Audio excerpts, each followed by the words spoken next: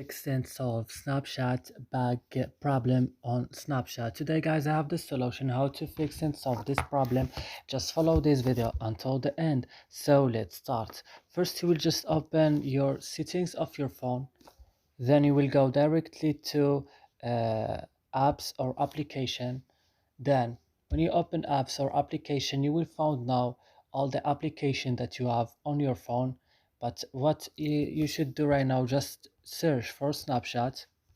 When you found Snapchat guys, just open it like this and then go to storage and click clear data, then click OK and back again and click force stop, click OK and back to Play Store and update Snapchat again. And that's it. I hope this video is useful for you. Do not forget to like and subscribe in our channel. See you in another video.